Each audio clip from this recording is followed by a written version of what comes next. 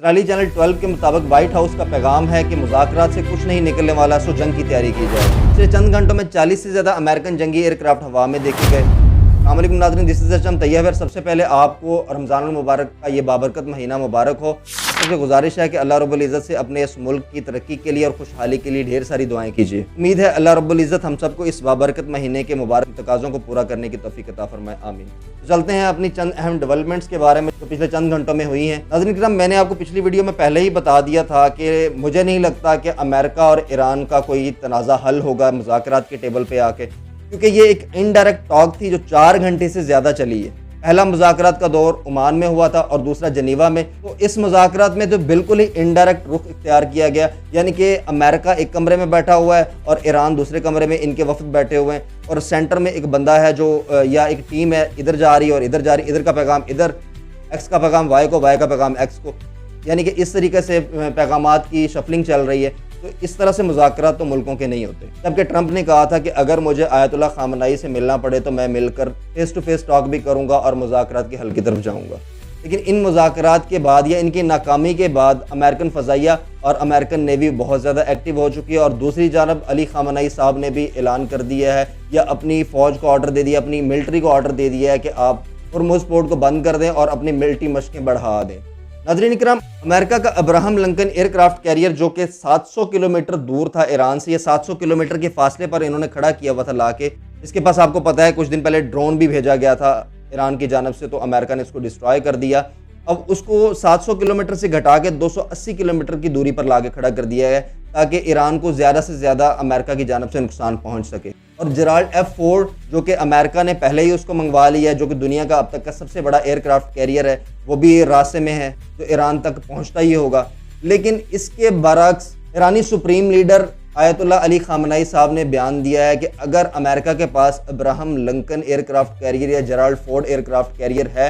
تو ہمارے پاس بھی ایسے ہتھیار موجود ہیں جو ان دونوں کو یا ان سے بھی زیادہ ہوں تو ان کو سمندر برد کر سکتے ہیں۔ اب اس کے بعد وائٹ ہاؤس میں چیمہ گوئیاں بڑھ چکی ہیں، ایران کے پاس ایسا کیا ہے، اس کے ہاتھ ایسا کیا لگ گیا ہے کہ جو اس طرح سے کھلی فلج دھمکیوں پہ آ گیا ایران۔ جبکہ پچھلے دنوں میں یا پچھلے سال ایران نے جب اسرائیل پر سٹرائک کی تھی تو پوری دنیا نے دیکھا تھا کہ کس طریقے سے ایران نے سٹرائک کیا اور اسرائیل کو گھٹنوں پہ لے آیا۔ اور اس کے بعد ایرانی سپریم لیڈر یا ایران نے یہ اعلان کیا تھا کہ ہمارا یہ جو ڈیفنس تھا یہ ابھی ہم نے پورا استعمال نہیں کیا، ہم نے اپنے پوری کی پوری طاقت تو آپ کو دکھائی نہیں ہے۔ اب یہ دونوں وجوہات کی وجہ سے امریکن وائٹ ہاؤس میں یہ چیمہ گوئیاں بڑھ گئی ہیں کہ ایران کے ہاتھ میں ایسا کیا ہے۔ اب ایئر کرافٹ کیریئر بھی آ رہے ہیں، نزدیک بھی آ رہے ہیں، امریکن فضائیہ اور امریکن نیوی میں پیش رفت بھی بڑھ چکی ہے، لیکن ساتھ میں شک اور ڈر کی فضا بھی موجود ہے۔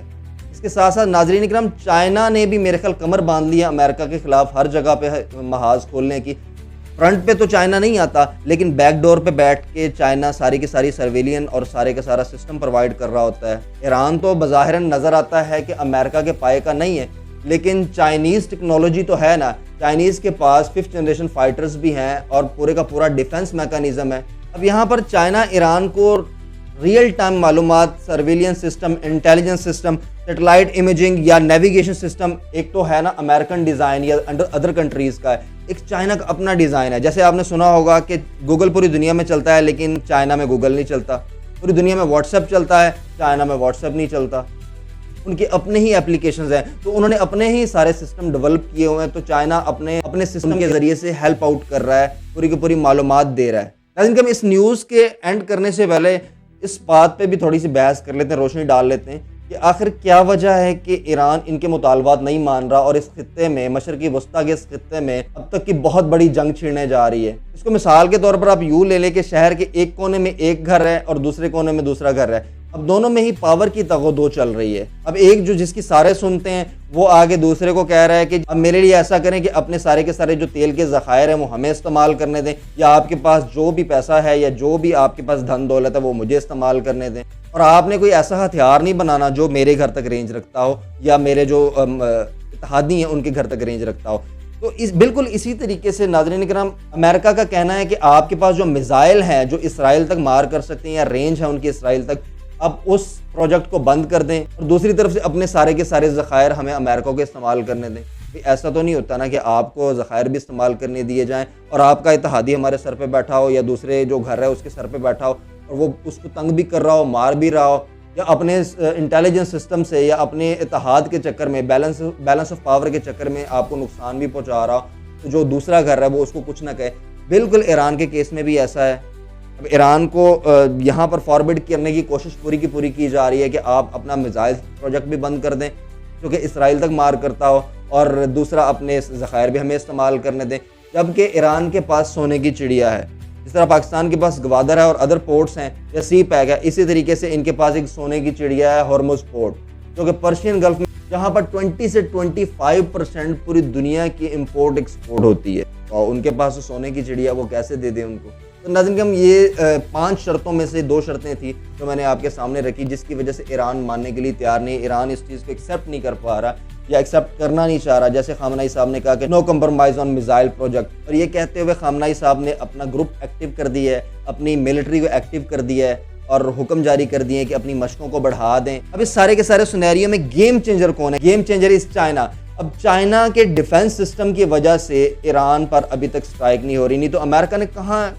کسی کی پرواہ کرنی ہوتی ہے، جہاں جانا ہے وہاں پر ہتھیار بازی شروع کر دینی ہے، وہاں پر گولہ باری شروع کر دینی ہے۔ تو لیٹس سی، اب دیکھتے ہیں کہ آگے کیا ہوتا ہے۔ لیکن میں آپ کو بتاتا چلوں دوبارہ سے یاد دہانی کے لیے کہ میں نے آپ کو پہلے ہی پچھلی ویڈیو میں بتا دیا تھا کہ یہ مذاکرات ناکام ہوتے نظر آ رہے ہیں۔ ان فیوچر اب کیا بنتا ہے، یا جنگ چھڑتی ہے یا مذاکرات ہوتے ہیں، یہ تو اللہ ہی جانے۔ تو جہاں بھی اپنا بہت سارا خیال رکھیے گا، اپنے اس چینل کا بھی۔ اللہ حافظ۔